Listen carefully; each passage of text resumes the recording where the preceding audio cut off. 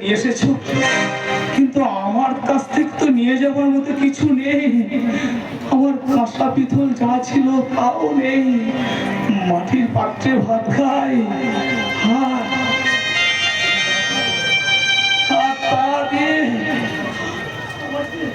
আমার যে পেটের দায়ে একে একে সব চলে গেছে দাদা, আমার যে একে একে সব চলে গেছে।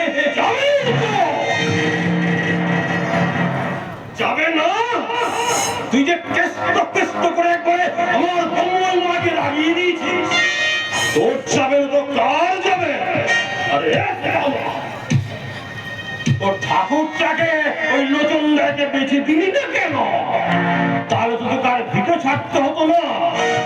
মনে রাখিস, ইংরেজের মধ্যে টাকা না পেলে ভিটে তোমাকে ছাড়তেই হবে। চাল না না না না না দাদা, আমি তোমার ঋণ মেটানোর জন্য ঠাকুরটা বিক্রি করছিলাম না। আমার আচ্ছা দাদা, আমার এই টাকাটা সুদে আসলে কত হয়েছে বলতে পারবে? ভালো ছেলে, ভালো ছেলে। দেখি দেখি দেখি, ক খ গ ঘ ঘ ঘ চ চ স স। এই তো সুদামা। শোন, 50 টাকা ছিল আসল, 5 বছর হয়ে গেছে, টাকার পুরোনো সুদ। তোর কাছে তো আমি খুব কমই নিলাম রে। তুই আমার আত্মীয় হোস না কিনা?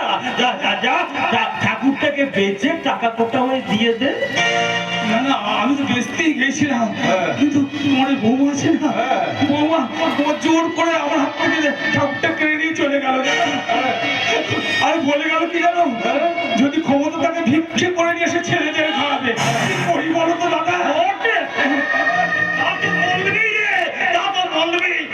রাজার মিটি কিনা?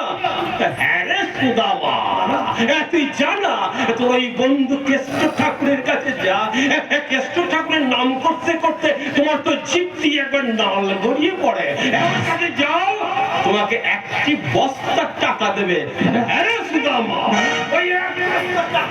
ওই এক বস্তার টাকা তুই আনবি কি করে? কি বলছো দাদা?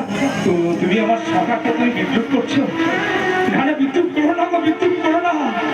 আমি সব সহ্য করতে পারি, কিন্তু আমার শাখার নিন্দা সহ্য করতে পারি না গো।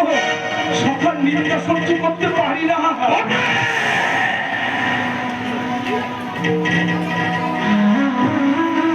তাহলে ভিড়েটা ছাড়ার জন্য প্রস্তুত হ। 3 দিন সময় দিয়ে গেলাম, 3 দিনের মধ্যে টাকা না পেলে ভিড়ে তোমাকে ছাড়তেই হবে।